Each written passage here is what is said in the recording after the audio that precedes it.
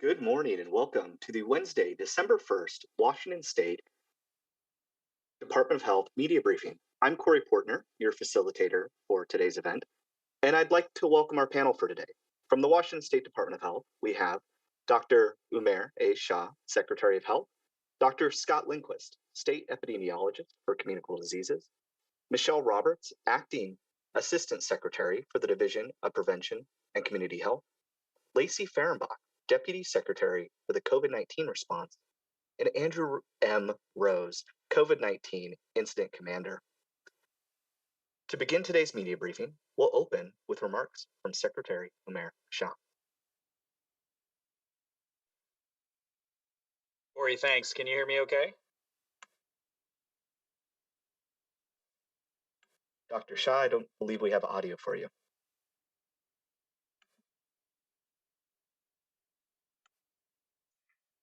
I can hear you, Lemire. Okay. Yeah. How about now? Is that better? Great. Go ahead. Thank you. Well, so much for headphones. They obviously didn't work here, so they're off.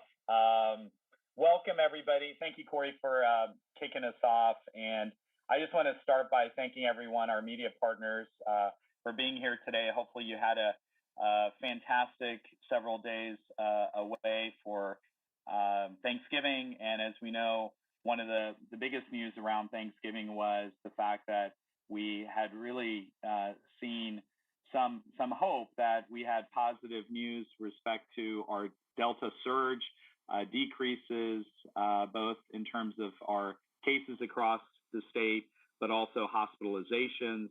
And that was really something that I think all of us were really, really happy to see. And then certainly Friday of Thanksgiving, we got the news about Omicron, and that really put a damper on things because it was very, very concerning at that time, and it remains concerning. And I think our key message remains, as you all know, we did our media availability on Monday, and our main message remains that this is not a time to be panicking or overly concerned, but this is a time to be concerned about this new variant. And Dr. Lindquist is going to go into more details about the Omicron variant. But I think the key message that we have is that we already have the Delta surge here. And our Delta variant is in the state of Washington today. We have already characterized it. We know it's here. It's impacted people. It's impacted people to the point where people have been hospitalized. It has impacted our healthcare system. We have plenty of reason to be concerned about what is in front of us, which is the Delta variant. And that includes doing all the things that we need to do in order to fight not just the Omicron variant or whatever variant comes our way, but the current Delta variant in our state, which includes getting vaccinated. There are a lot of things that we don't know about this new variant, but what we do know is that vaccines work. And while there's marked amount of work that's happening around vaccine effectiveness and studying that when it comes to this new variant, we recognize that vaccine effectiveness will be there for this new variant. We just don't know to what degree. In other words, vaccines will not be ineffective. They will be effective, and it is up to us to get vaccinated.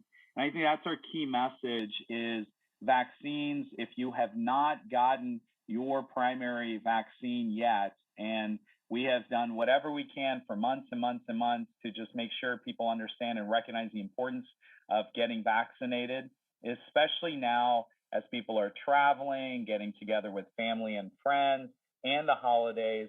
We know that primary vaccines are so critical, meaning if you have not gotten vaccinated, this is the time to get vaccinated yourself. This is also a time to get your kids vaccinated. We know now 5 to 11-year-olds are also eligible for vaccines, and we've had incredible interest in the state of Washington, and we want to continue to have our kids get vaccinated as well. Finally, we want to emphasize boosters, and I think this is a key message for all of us as well. The boosters are so critical because we know that over time you have some loss of the effectiveness of vaccines, just the way vaccines are designed. That is not a knock against vaccines. That is exactly how vaccines work for childhood vaccines that all of us got when we were kids. That's how it works for other vaccines. And this COVID-19 set of vaccines that we have are no different. They start off with a primary vaccination, and you need to get a booster to continue to get the protection that we all need, especially at a time of concern for variants. And so what you see in the slide up ahead here is two things. One, if you've already received the Pfizer Moderna vaccine, it's been more than 6 months, we are recommending that you should get a booster vaccine. And if it's been at least 2 months past your J&J one-dose vaccine, we're also recommending that you should get your additional booster vaccine. You can mix and match. You're not required to go with one vaccine over another. You can make a decision which is best, or talk to your healthcare provider, or go to wherever you are going to get the vaccine and what they have available. You can make that decision yourself. But the key message is to get your boosters today. And this is really important. The CDC made some changes in light of the Omicron variant around boosters, whereas you remember they were previously saying certain people should get the vaccines and other people were eligible and may get the vaccine. Now the message is very simple. It's very clear. If you are above the age of 18 and it's been more than 6 months since these two vaccines have been given, as well as 2 months over the J&J vaccine, please get your booster and get it today. We have started to see decreases in hospitalizations in the state of Washington, and this is great news for our healthcare partners.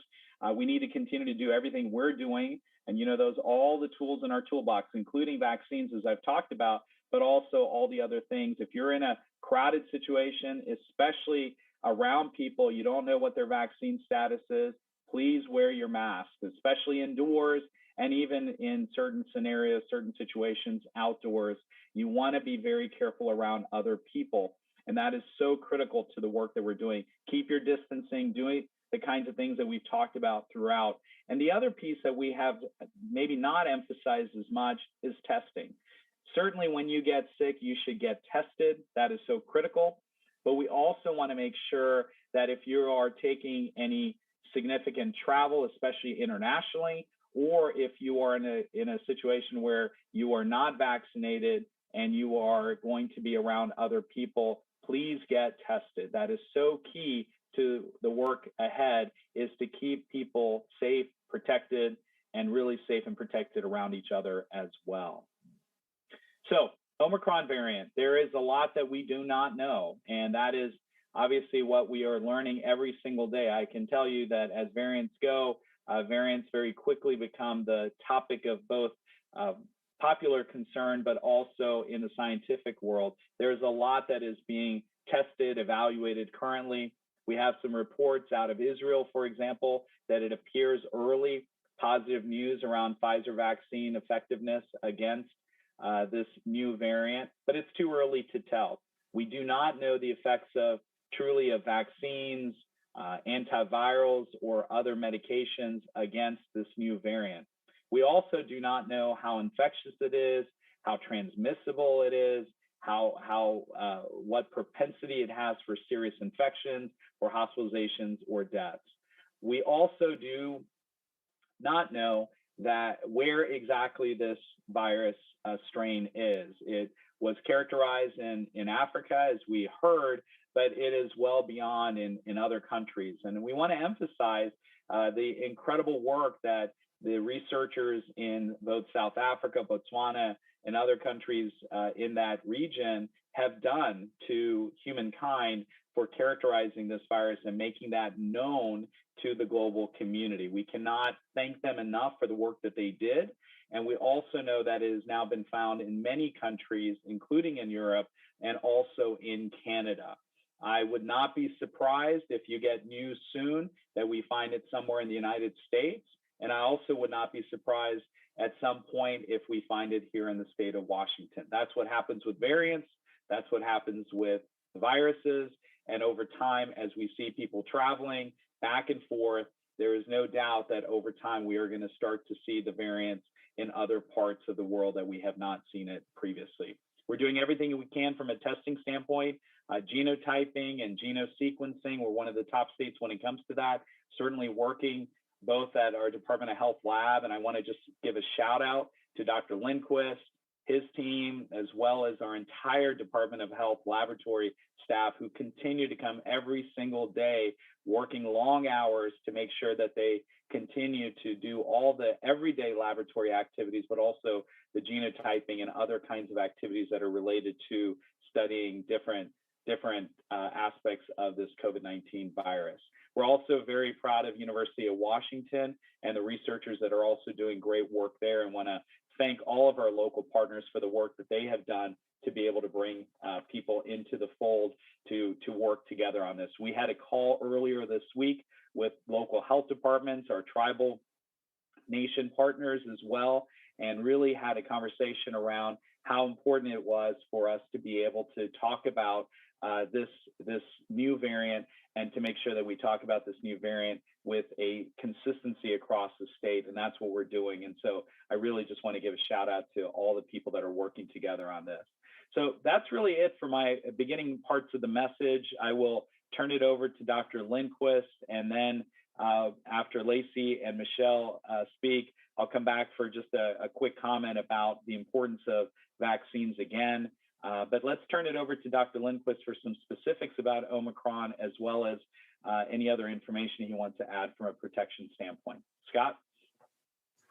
Yeah, thanks a lot. Thanks for setting it up about Omicron. So the biggest concern we have about any variant is it more infectious? And that is a concern for Omicron. There's around 50 mutations on the surface of this new virus that is not related to Delta. It appears to be an evolution of a virus outside of Delta. And the concern being not so much that it's going to be more deadly. It doesn't appear to be at this point, but it appears to be more infectious. So as Dr. Shah said, I mean, the big question I have about this is how effective are the vaccines going to be? And we don't know that information yet. How effective will the antiviral medicines that are just coming on the market right now going to be? And we don't have that answer yet. And how are monoclonal antibodies going to be against this? So a lot of this, we're all waiting. We're talking weeks before we start getting some of this information. So in the meantime, over a year ago, we set up a very robust genotyping program in Washington State, just for this reason, just so that we could pick up new variants that are coming in from around the globe. And we have not seen this. We have had no detections of this. We have been looking for it since the beginning. We look for all variants, and we will be very clear and transparent when we do see it. We are anticipating that we will see it. We know that travel restrictions have not been effective measures for controlling the spread of variants.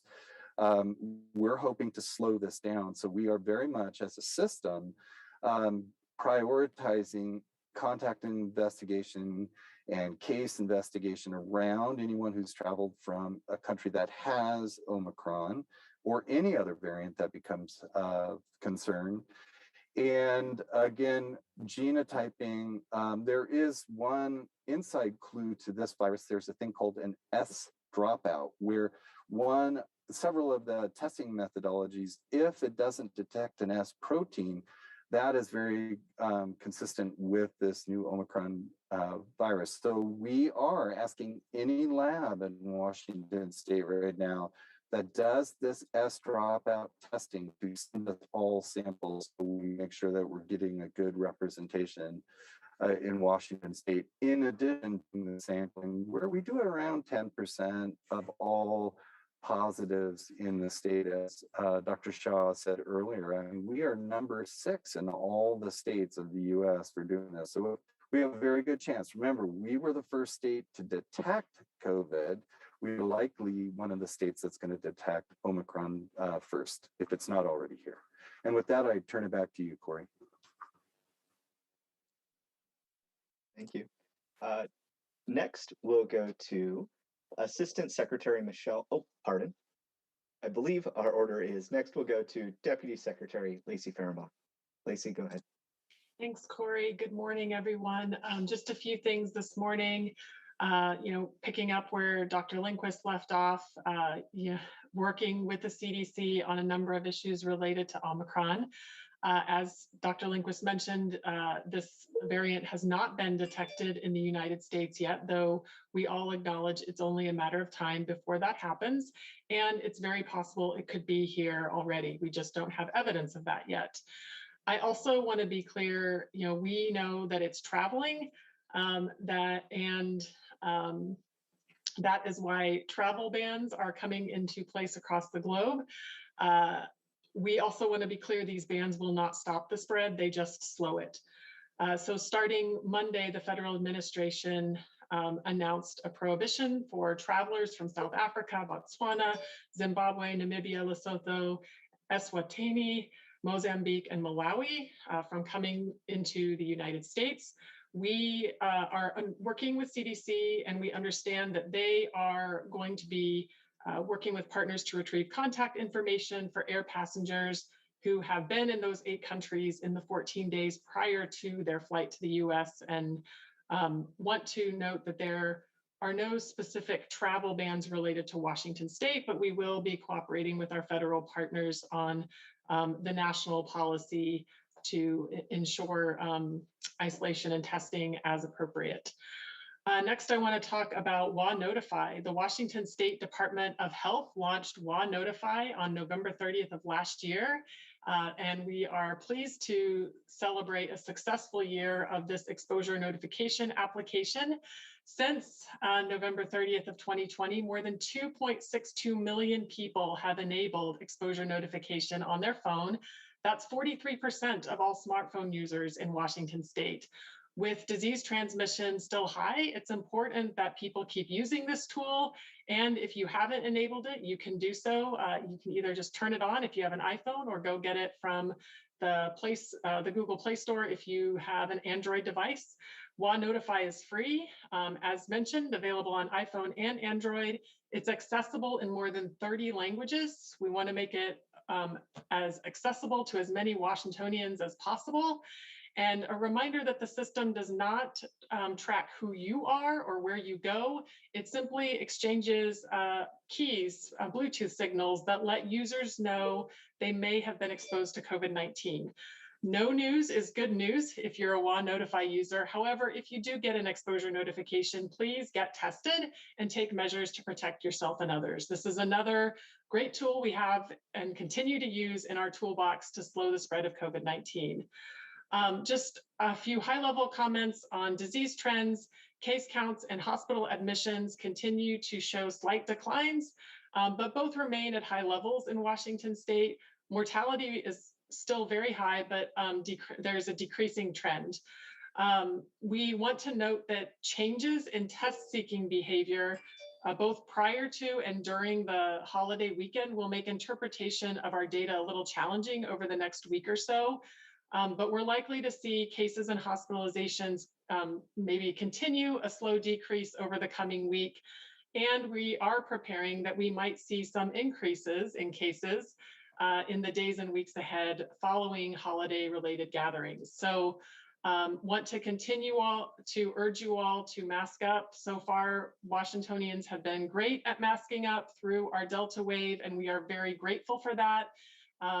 We definitely want to keep that trend going, especially as we continue navigating the winter months, holiday gatherings. Delta is still here. It is the predominant circulating variant in Washington State. And potentially Omicron will be here at some point. Given all of this, we need to use all the tools we have in our toolbox.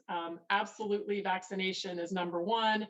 Masks, using WA Notify, and getting tested will help us save more lives and keep our disease rates low. Thanks, and back to you, Corey. Thank you, Deputy Secretary Fairmont. Next, we'll go to Assistant Secretary Michelle Roberts. Well, good morning, and thanks, Corey. As Corey said, I'm Michelle Roberts. I lead the state's COVID-19 vaccine planning and distribution teams. As always, I want to start by giving you an update on our state's vaccination progress. The great news is that nearly 81% of people aged 12 and older have received at least one dose of COVID-19 vaccine, and more than 74% of that age group is fully vaccinated. Across the state, we've given out more than 10.7 million doses of vaccine in less than 12 months. That's really incredible. This time last year, we were still preparing to get the first doses of COVID-19 vaccine in our state.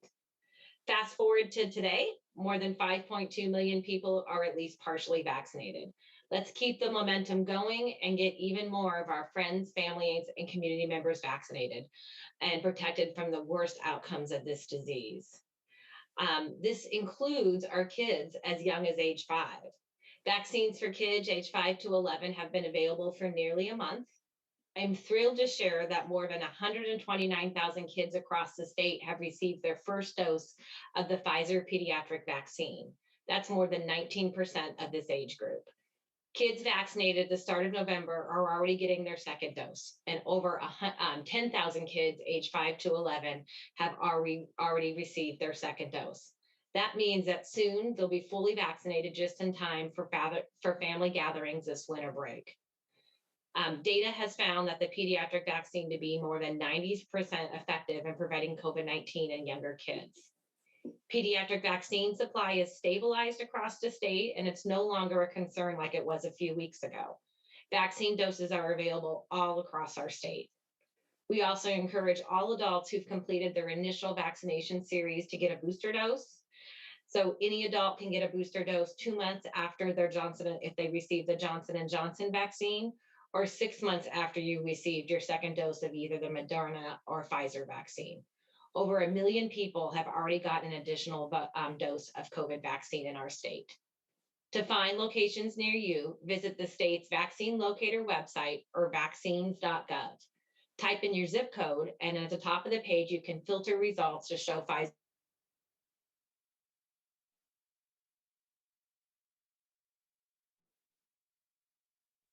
Did we lose Michelle? Yeah, it looks like it.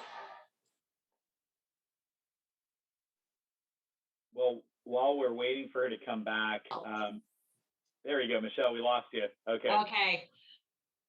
Go ahead. I think we're having what looks like Wi-Fi issues. I think the key message that she was trying to articulate is the information that's on this slide related to going to Vaccine Locator to find both adult as well as pediatric vaccine locations across the state.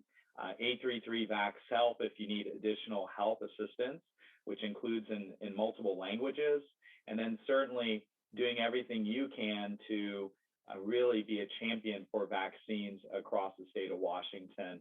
I did want to, if for just a moment, just make a comment about why we're making this real emphasis on both primary vaccines, but also boosters.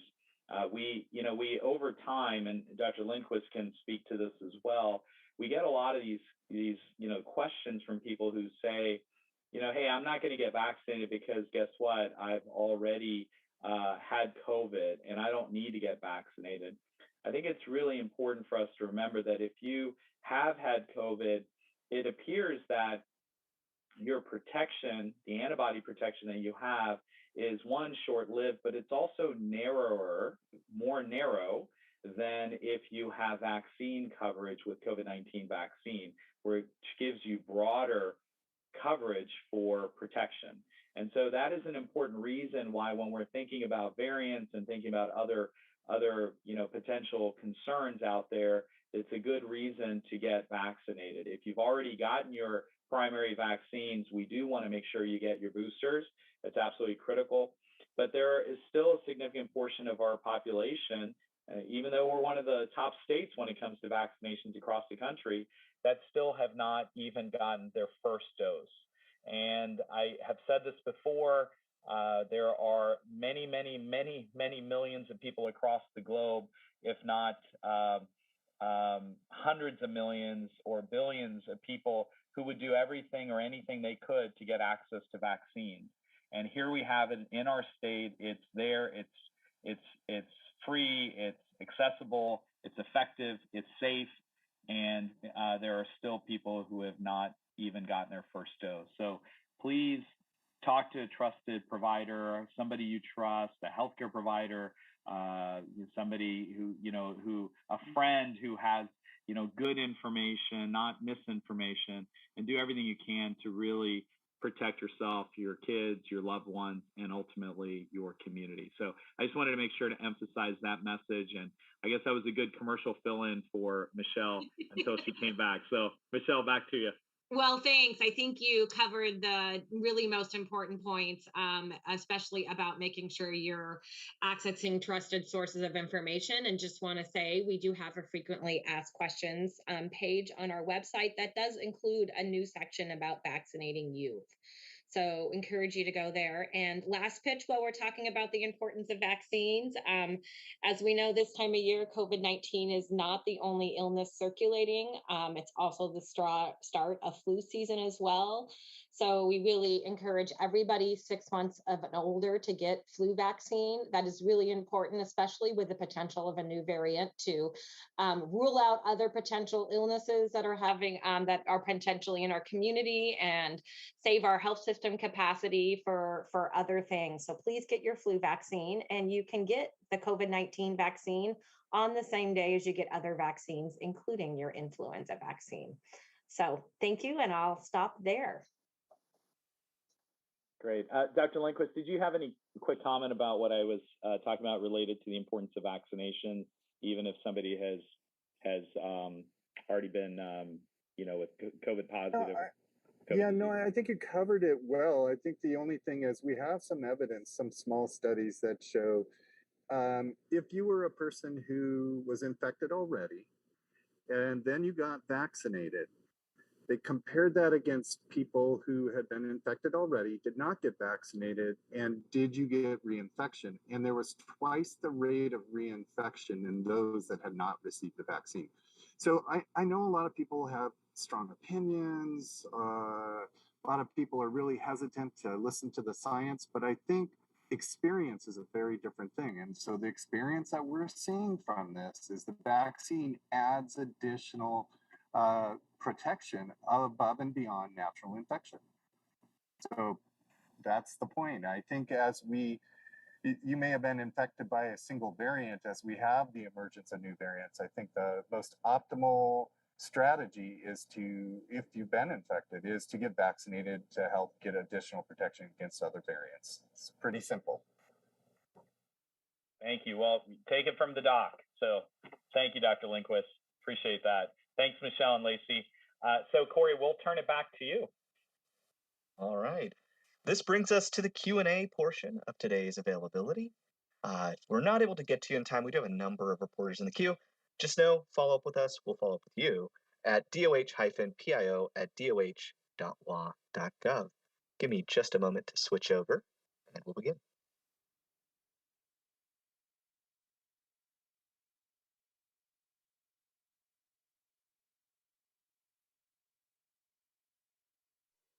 Our first question comes from Ariel with the spokesman.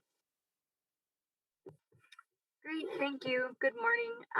My first question is, does the State Department of Health have a way of seeing how many people who have been infected with COVID have gotten vaccinated or not gotten vaccinated? And then I'm also curious at this point, what percentage of Washington residents haven't been vaccinated or infected? How many people really haven't been touched by some type of immunity? Thank you. Thanks, Ariel, for that question. I know we have that information. The second question, so Scott, maybe you could pull that up. Michelle, in the meantime, did you want to answer that, or Lacey, if you have access to that first question? I don't know if we have it teased out as much to be able to say who's vaccinated, who's also gotten COVID-19, or vice versa. I don't know if we have that information, but I'll turn it to the three of you. Yeah, and Scott, if you want to, I did pull up the modeling report already, knowing this question was in the queue. So Ariel, got it right here. Okay, you've got it too. Great. So Ariel, for your first part of the question, we are not tracking tracking regularly what percentage of people who've had COVID have gotten vaccinated. We hope to do it would be a special data analysis at some point, but right now we're not tracking that.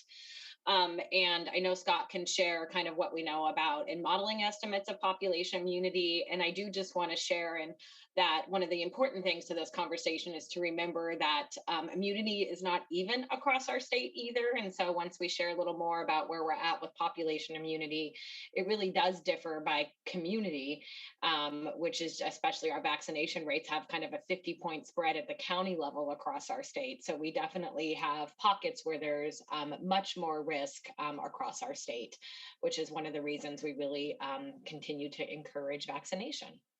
And I'll let Scott talk about population immunity. Yeah, Ariel, I think the issue is there's plenty of people that got infected, didn't know they were infected and got vaccinated or didn't get vaccinated. Or there's plenty of people that did a home test, knew they were positive, got vaccinated or not, and did not report that data. So quite frankly, I wouldn't trust this data to be very representative.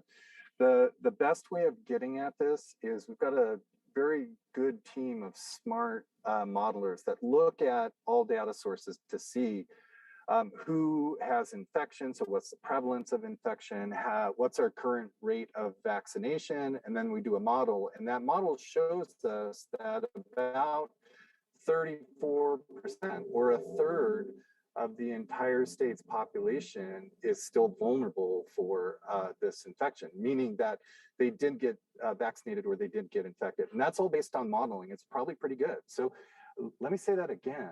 A third of the state's population is vulnerable to infection, and that is just simply unacceptable. Back to you, Corey. Our next question comes from Steve with Como.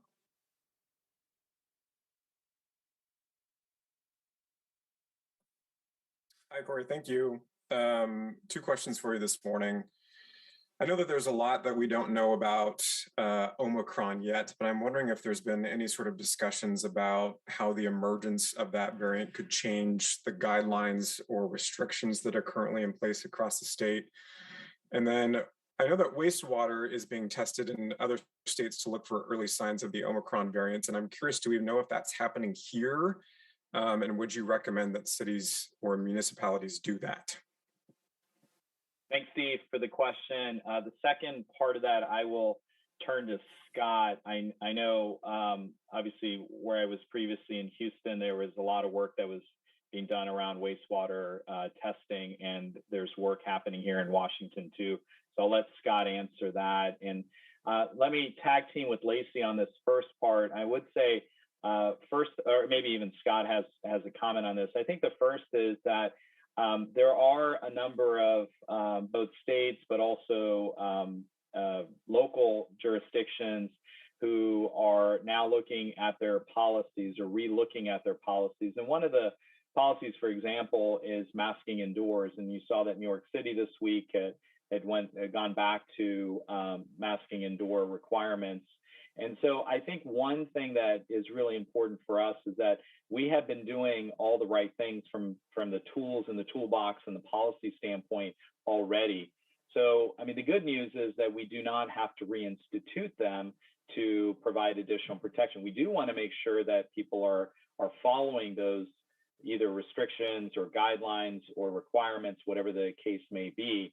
And why that's so important is that when you hear so much about Omicron, and not a time to be panicking, but certainly a time for all of us to be doubling down and be concerned enough that if we decide, hey, we're tired of this virus. Well, the virus is clearly not tired of us, and it is so critical for us to continue to do the things that we know are going to protect us, and that includes the things that individuals can do, getting vaccinated and putting their masks on, et cetera, but also things that we at the state level or with our local partners can do, which is to make sure that people have the appropriate protections in place, not just for themselves, but the safety protocols, so they're also protecting those around them, which I think is so critical. So I think what Omicron has done has reminded us this pandemic is far from over,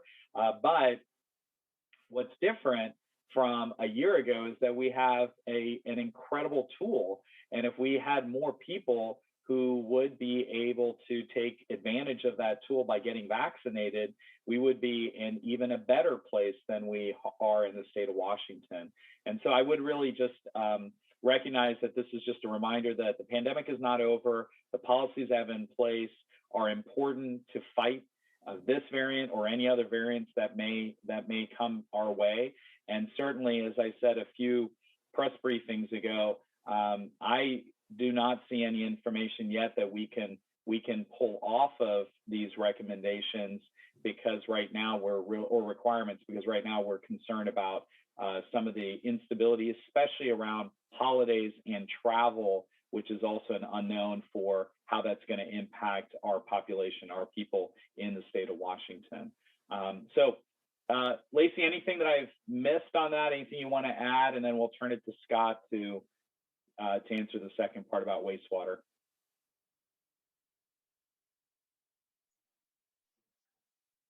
Okay. Okay. Yep, you guys can hear me, right? Okay. So Steve, I'm gonna tell you the same thing that I tell medical students and residents. Do not order a test unless you're gonna do something different with the results. So if it's positive, you do one thing. If it's negative, you do the other. So I would challenge the notion that we're gonna do something different if it's Omicron, because there is not anything that we're gonna do different with Omicron. We know what it takes. You need to isolate if you're a case. You need to identify your contacts so they can quarantine. You need to be able to get testing, and the details of antivirals and monoclonals, that's not going to change. So I'm not a huge fan of wastewater management to change direction for public health practice. I understand the role of surveillance through wastewater to see if it's here. I would rather us assume that Omicron is here already and be much more attentive to isolation and quarantine, getting tested, wearing your mask. And if you can't do those things, then now is the time to get your vaccine. So I don't think or certainly not my response is going to change whether it's Omicron or not. We know what to do. We need to do it now. Back to you, Corey. Our next question is from Nicole with Cairo Radio.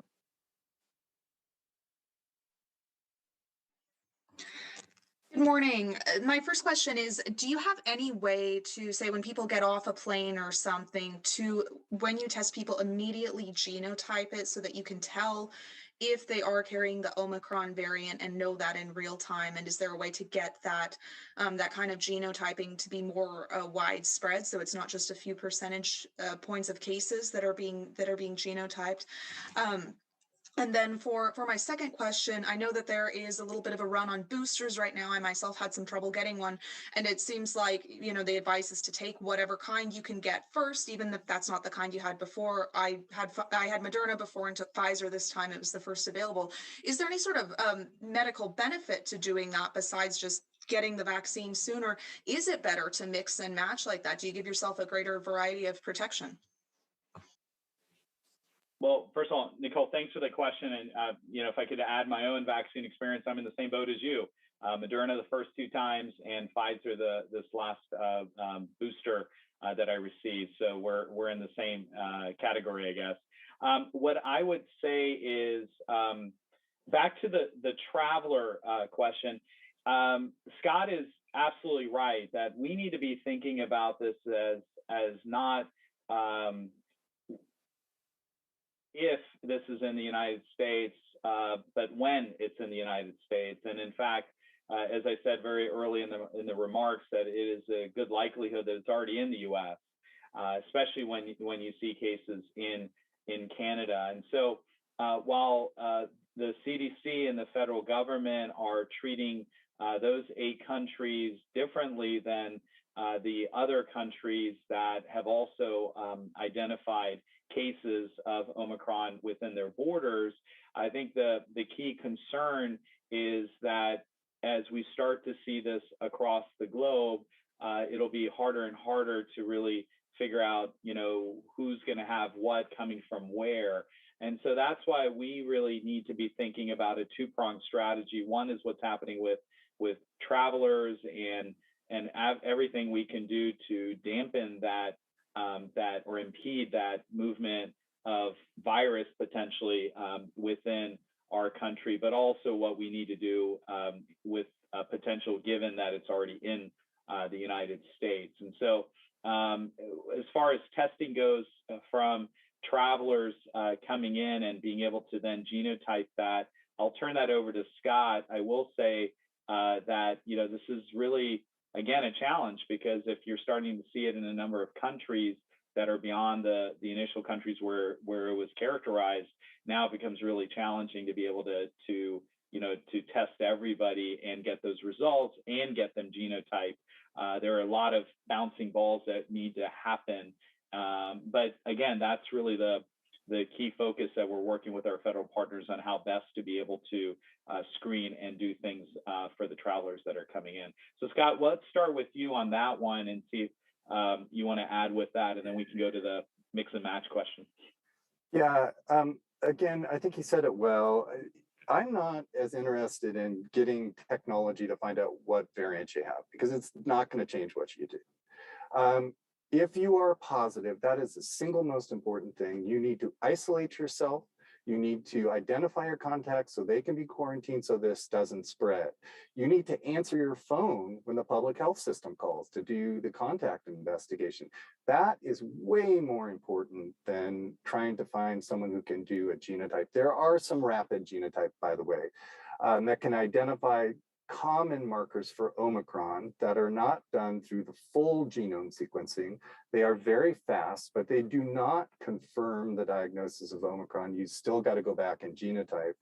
And so sometimes that takes up to 2 weeks. I just do not feel that that level of technology outside of surveillance is going to help the individual make decisions about protecting themselves or their friends or family.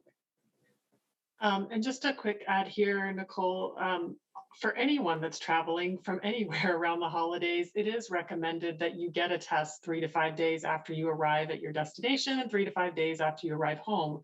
And that can be, a home test that you have in your suitcase with you. You can go to a community-based test site, your provider, et cetera, pharmacies. That will help us stop the spread of any of these variants. And as Scott has mentioned, the way we stop the spread and slow the spread is the same, whether it's Delta or Omicron or something else that comes up in the future. So really appreciate, anyone who is going to be traveling for the holidays or work or otherwise to really embrace testing as a layered mitigation measure that helps us keep our communities safe.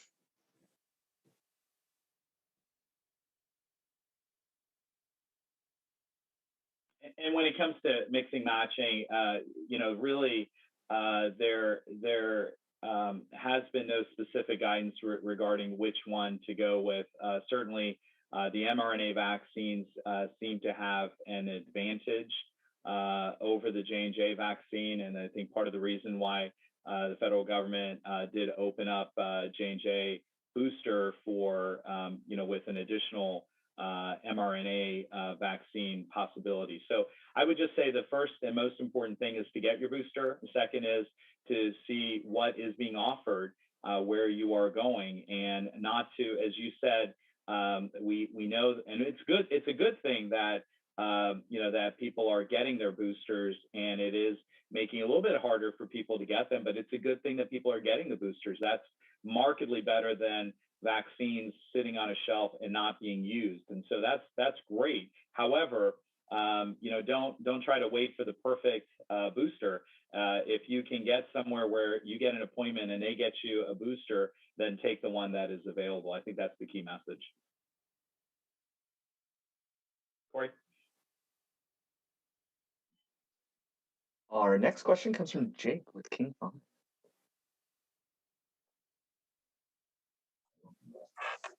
Good morning, all. Thanks for the briefing this week. guess a follow-up question to Scott, what you were just talking about in terms of expanding the testing for Omicron. Is there any thought to expand samples tested at the Shoreline labs? Are you appealing to any other new labs or services that provide COVID testing? And is it worth asking for specific PCR tests to be developed that might be able to better detect Omicron specifically? Thank you.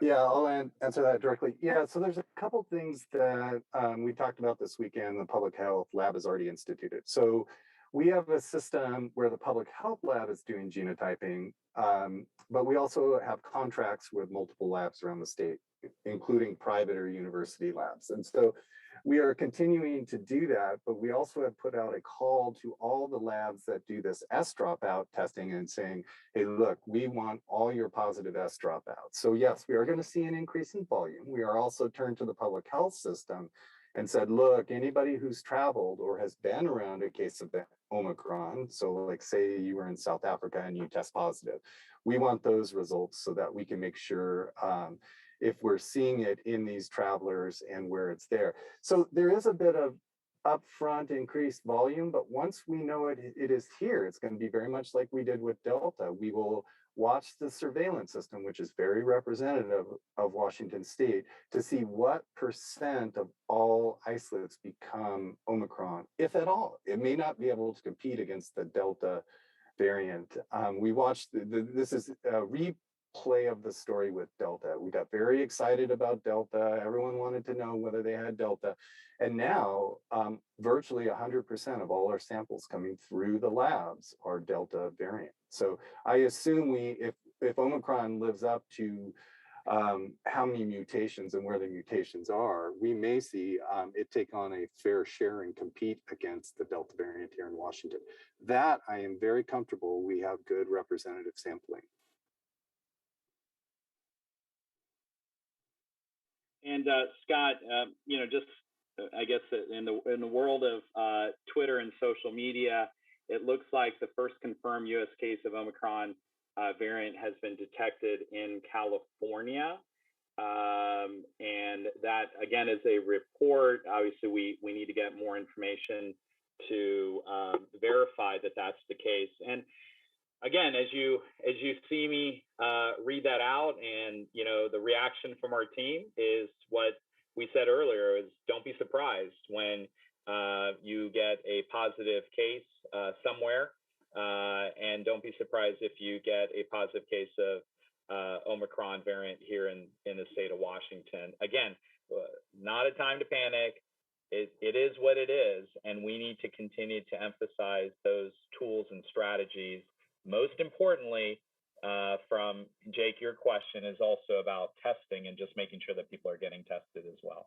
So we'll probably hear more about this, but wanted to make sure that information was out, that we're aware. Corey, back to you. I want to follow up and note. And I'm sorry, and that was per CNN. If I didn't mention, that was from CNN that made that report. Perfect, thank you. Our next question comes from Jessamine with Q13. Thank you and good morning. Thanks for breaking that news, Doctor. Very, very much appreciated on our end. I'm wondering more about vaccine allocation as we're seeing this run on boosters and both pediatric vaccines. Are we capped out at the top? Are we asking for the most we can possibly ask for when it comes to allocation? And are we anticipating making boosters mandatory with the emergence of these new, more transmissible variants?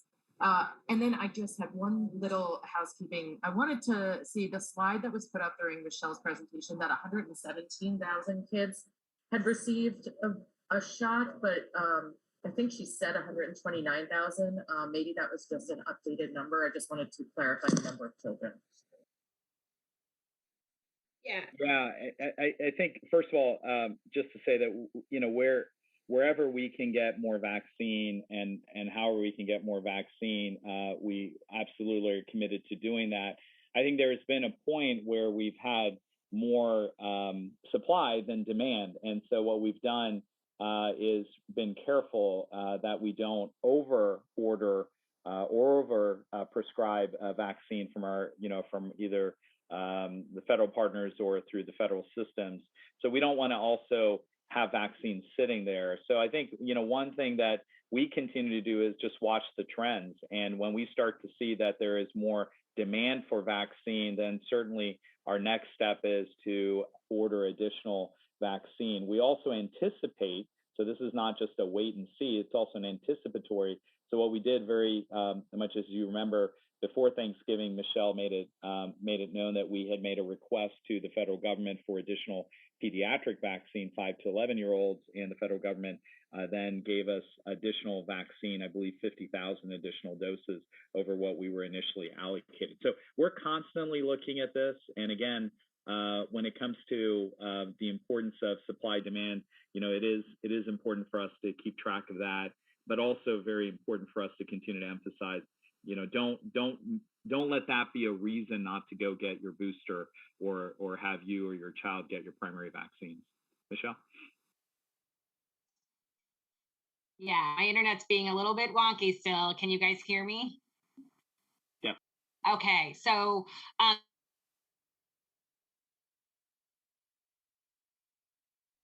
our dashboard later today with 129,000 kids initiating vaccine, kids who are between the age of 5 to 11. So it's great to see that we're still getting some significant increases in that data each day.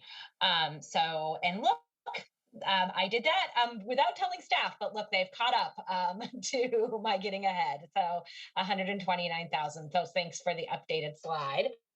As far as supply, we do have ordering caps from the CDC.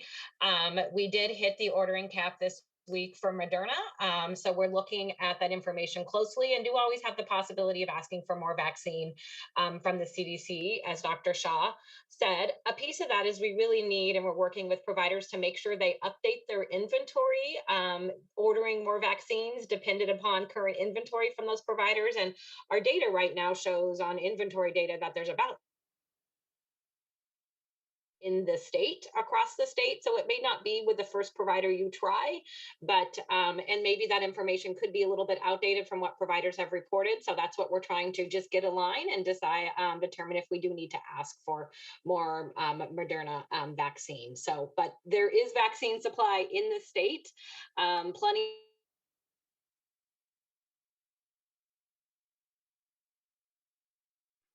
Michelle, I think we're losing you.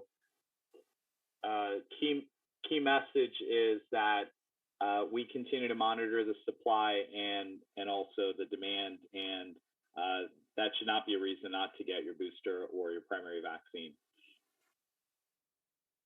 Corey, we'll turn it back to you. Got it. And thanks all. With winter weather comes disruptions to our wonderful Wi-Fi and internet telephone infrastructure. I'm learning that in Washington. Yeah, we really hope you enjoyed the few months of sun, and it's gone now. So moving on, we'll go to Kate with KUW. Oh, and Michelle, it looks like we have you back. Thank you. Thank you all so much for taking the time to do this briefing today. I have two questions for you, if you could indulge me with that. You spoke a little bit about travel and testing around travel, but wanting to know if there's anything else you think people need to be thinking about for the holiday season as they're gathering with family and friends. And also just wanted to get a sense from you, Delta really stretched the hospital system here to its limit. There's still high census in hospitals because of delayed care. So what could Omicron mean for the hospital system here if it is in fact more infectious than Delta? Yeah, thanks, Kate. One thing that we've been emphasizing in at the holidays certainly is to make sure people are getting vaccinated. I know it sounds like a broken record, but that is so key to gathering around people. You want to make sure people that are coming into your home are vaccinated, and certainly you want to make sure if they're not, that they're wearing masks and or they're staying distance, and certainly testing is an important consideration as well. So we want to make sure that people are, especially if they're not vaccinated, coming into your home, that you do want to, and being gathered for not just like 5 seconds, but really there for a significant amount of time, that they're also, you have some knowledge about whether they're COVID positive and just don't know because they don't have any symptoms. So there are a number of things there. In terms of travel, I do think we need to emphasize in this time of new variants that are, getting the attention of people, that you should really be thinking about where you're traveling to. And so if you are going into a country, for example, where there are travel restrictions or prohibitions, that you may be asked to do more things. You may have to extend your travel. You may be asked to do things when you come back into the United States. You may be asked to get tested. You may be asked to show vaccination records. There's so many things that may occur. So you really want to know what's happening in both the destination, but also where you're going, to be able to make sure that you know what's happening within that geography, if you will. And then the other thing is that because, over time, we are going to see more cases, additional cases of this variant, but also the Delta surge across the country here in the United States, you do want to be very mindful of what's happening in the community that you go to. And if you are going into a community or a state where there is a surge, or there's a concern for additional potential for transmission, we do recommend that you consider what steps you're going to take to protect yourself and whether you should even travel. So there are a couple things that we're asking people to do as well. And then certainly the messages that we've given about being safe as you're in transit, especially in airplanes or, along the way, getting into and out of the airport, or even on other kinds of transit, for example, if it's mass transit, et cetera, just thinking about what things you need to do to protect yourselves. So I hope that helps. As far as Delta and Omicron, I think it's too early to tell. As you can imagine, we absolutely know that our healthcare system is stretched, and that stretching is going to continue to not just be more accentuated by a new variant, but it's going to be because this is winter season, as Corey just reminded us, and people are going to be indoors more. There's potential for respiratory viruses, especially flu and other RSV, et cetera, type of viruses. So it's just really incumbent on all of us to take the protective steps that we are told every single year to do, and simply a lot of times we don't do them. And so I think it's important for us to be taking those protections and precautions. It is too early to tell about Omicron, I'll be honest.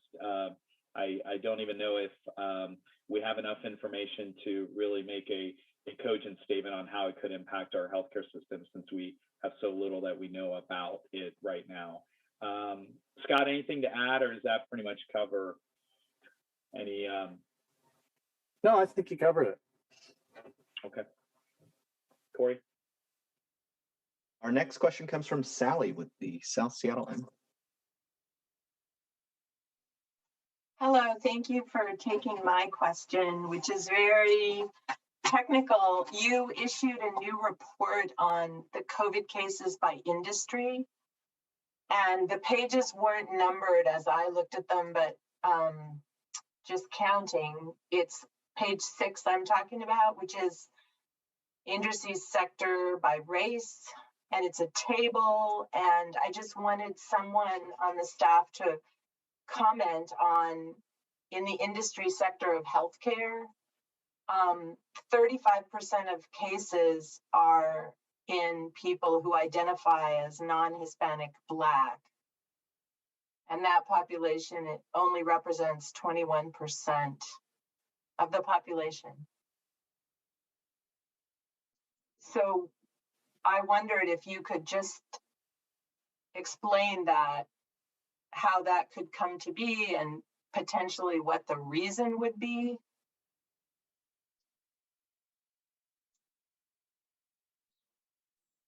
Thanks, Sally. Sorry, I was on mute.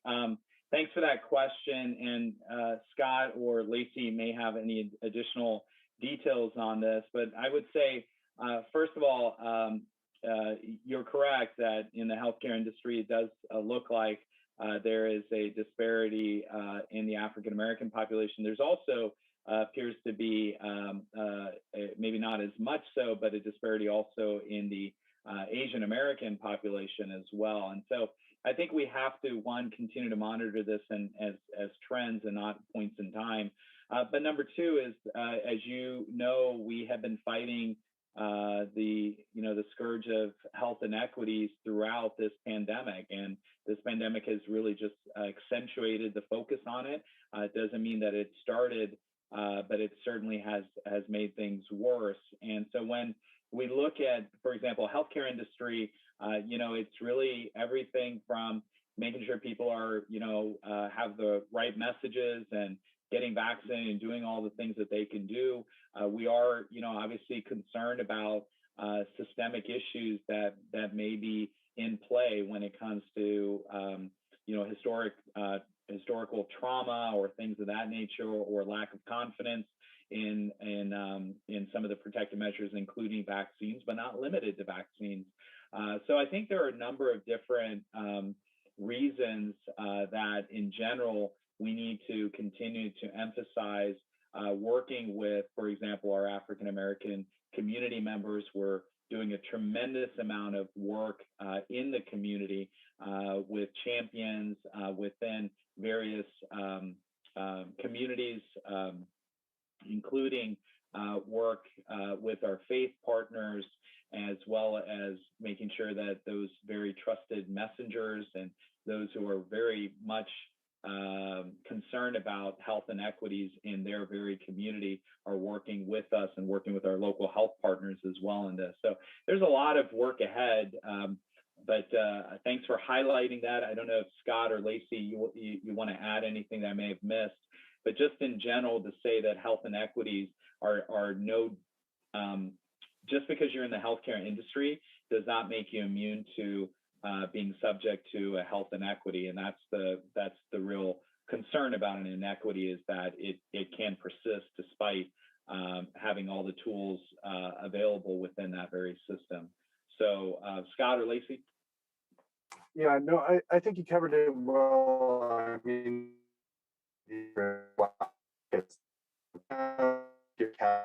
this data is missing a large portion of actual data. I think in some of these, it's up to 40% of the data is missing on race and ethnicity. So I urge us to look at this with some caution. We are trying to identify inequities, but again, data collection has been a big limitation to this. Some people don't want to give that information, but that's why we look for it, and that's why there tends to be some holes in the data also. Just a quick note, I think we report this data by race, ethnicity, and we see the gaps by race.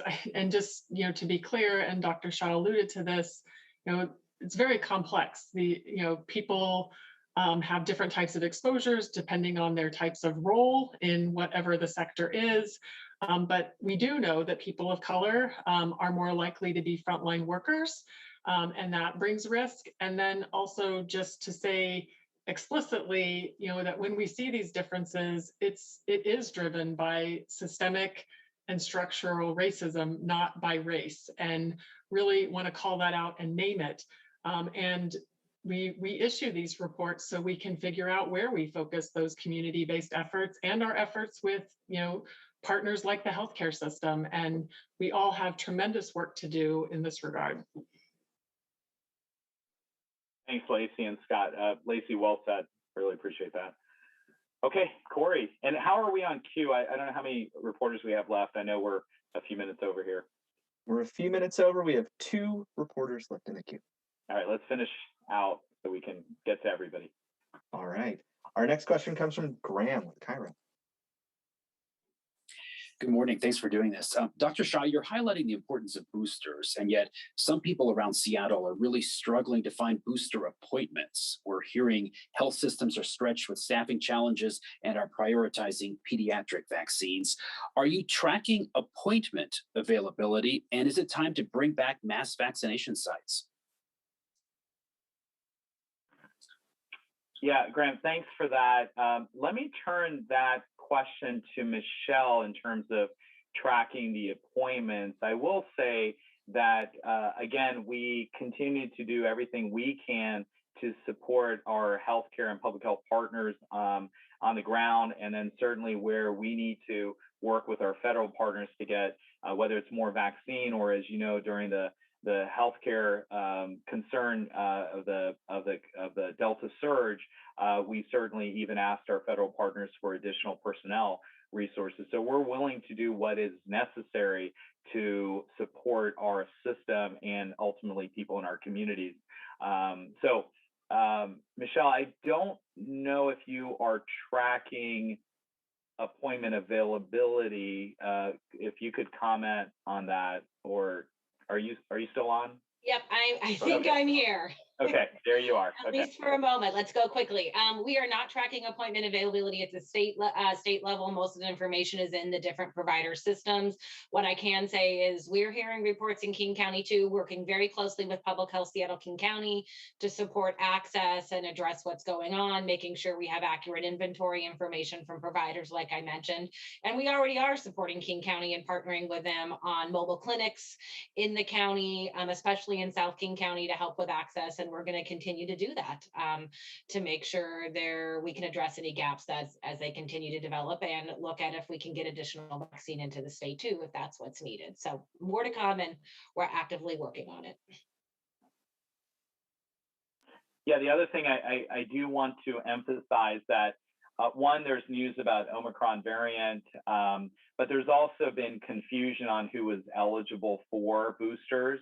And we're hoping that that is going to start to even things out, that, you know, when you get important information about a new variant, and then you have an announcement from the CDC that says that everybody 18 and above should get a booster if they're, you know, over that time frame of being eligible. Now all of a sudden everybody says, well, I've got to go make the appointment. And again, we have to remind people that this is if you've already had your primary vaccination, that it is not somebody starting from zero when you have your first vaccine. This is protection that you already have. Over time, it starts like a dial. It starts to come down, but it does not mean that you do not have protection. So we do not want people to be overly concerned. You just be patient, and you'll be able to get those booster vaccine appointments. And as we continue to monitor that, if we need to do and take additional steps, we will certainly do that. But again, we want to make sure that that trend is not just an artifact of just an announcement or concern, or for whatever else is in the news. The other thing, and the reminder that we have, is that if you have multiple appointments that you have scheduled, please cancel the appointments when you get your vaccine at one location, so you do not hold the line, if you will, in multiple places, so others cannot access appointments. So,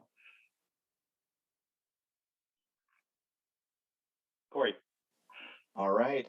Our final question will be read by me. So here we go. Pull it up here. All right. This one's for Dr. Shah, but feel free to jump in. Do we have any idea when boosters will be available for 12 and up? Well, thank you. And thank you, Miravina on Twitter, for asking this question. So we do try to monitor what's happening on social media in real time. That's a great question, and I am actually going to be very smart about answering it by turning that one over to Michelle. I think Michelle is going to be able to provide the best answer for that. But I think this is an important question for parents, and the question really is very much at the heart of how do we continue to protect our kids. when they may have gone beyond a certain time frame since their last primary vaccine as well. So Michelle, turn it to you. Well, great. We don't have that answer yet, but is one of the things that's being investigated in real time right now. So we know that Pfizer has enough information on 16 and 17-year-olds, and they did just this week submit a request to the FDA hold on. I've got an automatic restart message. I hope I can hold that one off for a moment. But so Pfizer's asked FDA for booster doses for 16 and 17-year-olds. So we'll know more information about that soon. And data is still being collected on kind of 12 through 15-year-olds. The good news is Pfizer did release some information when they had 4 months of data, and the vaccine was still showing 100% efficacy in those age groups. So that's really incredible after 4 months. So a lot more to come. The other thing I'll say about our youngest kids, 5 and up, and those adolescents, is that their immune systems are at their peak, and they do, for all vaccines, there's lots of great data over time that they have the highest response to any type of vaccine that leaves them incredibly well protected anytime they're vaccinated. So more to come on this story, but I think we'll have a better answer on 12 through 15-year-olds in a few months. Thank you, Michelle. Corey, was that the end of questions? That's that. Back to you, Dr. Shah. Well, I just want to thank everybody for joining us. We know that we went a little bit longer, but hopefully we were detailed enough and provided as much information as we could. I want to thank Dr. Lindquist, Lacey, and Michelle for joining this morning, as well as Corey Yu and all of our Department of Health communications teams for all the work that you do every single day to help us with this briefing. I want to just close by saying that there is a lot that we still don't know about Omicron, but what we do know is that vaccines and other tools are incredibly effective against the variants that we know are already in our state. And right now that includes the Delta variant. And so if you have not gotten your primary vaccine, or if you are eligible for a booster vaccine, we would strongly encourage you to get your vaccine today. Do not wait.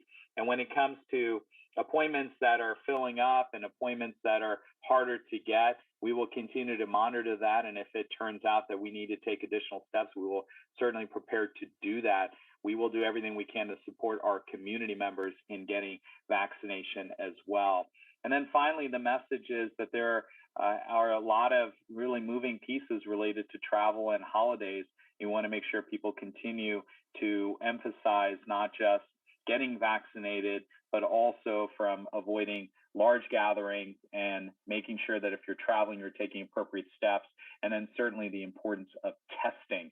That is such a key message for all of us. So with that, thank you so much for joining us this morning, and we hope you are well and safe. And with that, Corey, I'll turn it to you. This concludes today's media availability. I'd like to thank our panelists for making time and for all of you for joining, and a special thanks to TVW for hosting this briefing as well as others in their archive. Take care.